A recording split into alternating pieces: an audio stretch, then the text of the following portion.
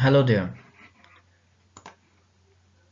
The topic is plain radiography of paranasal sinuses. Here we will discuss some plain radiographs that are usually used for visualizing paranasal sinuses.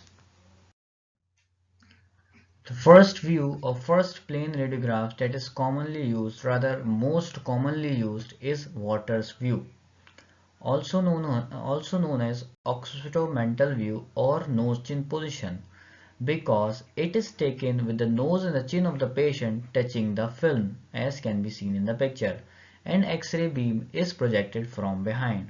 It can be taken with open mouth to visualize the sphenoid sinus.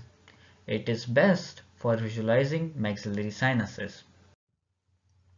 Here is an example of Waters view showing nasal septum, orbits, these are orbits, and upper jaw, lower jaw. So where are the sinuses? This is maxillary sinus, this is left maxillary sinus, this is right maxillary sinus. These are frontal sinuses, and there is can be visualized is sphenoid sinus through the open mouth.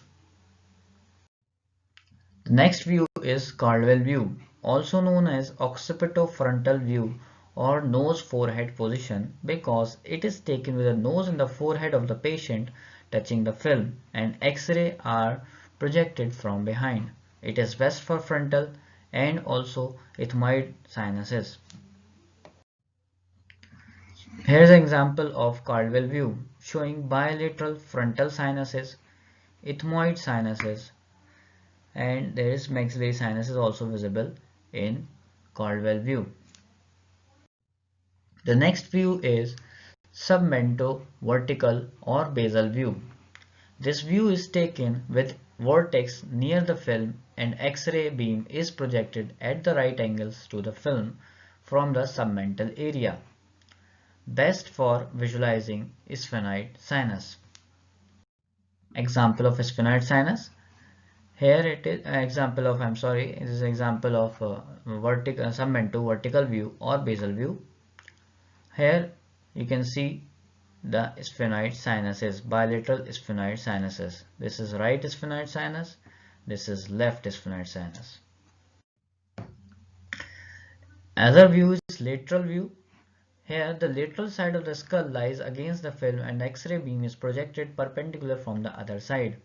The structures visualized are anterior and posterior extent of the sphenoid, frontal and maxillary sinuses, ethmoid sinuses and sella turcica.